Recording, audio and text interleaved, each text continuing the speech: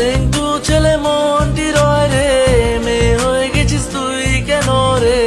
জনগণ আর মানছে না রে, সবাই তোর কঠিন বিচার চায়।